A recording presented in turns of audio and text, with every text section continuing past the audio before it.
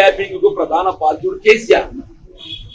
General administration department అనేది ఏదైతున్నదో ఇది ముఖ్యమంత్రి గారి యొక్క పరిధిలో ఉంటుంది. జనరల్ అడ్మినిస్ట్రేషన్ డిపార్ట్మెంట్ ఈ ఫోన్ ట్యాపింగ్ అనేది ఏదైతుందో ముఖ్యమంత్రి గారి పరిధిలో ఉన్నటువంటి ఒక జనరల్ అడ్మినిస్ట్రేషన్ డిపార్ట్మెంట్ పరిధిలో జరుగుతుంది. లా అండ్ ఆర్డర్ అనేది ఏదైతుందో home is different from law and order.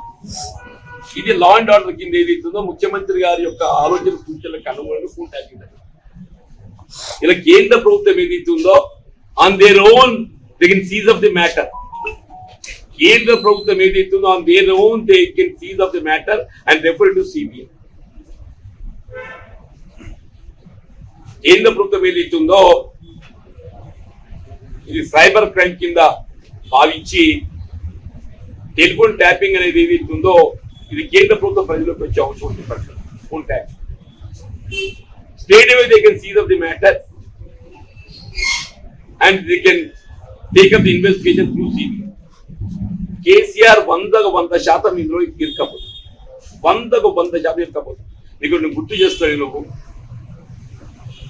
ఇప్పుడు రేవంత్ రెడ్డి గారి ఓటు నోటు అనేది ఆరోపణ వచ్చింది కదా.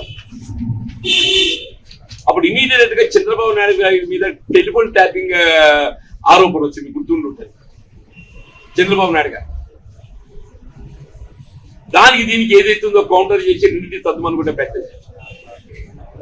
టెలిఫోన్ ట్యాపింగ్ అనేది ఏదైతుందో ఈ కేంద్ర ప్రభుత్వ పరిధిలో తప్పకుండా కేసీఆర్ ఏదైతుందో ఇందులో ఫిక్స్ అప్ అయింది.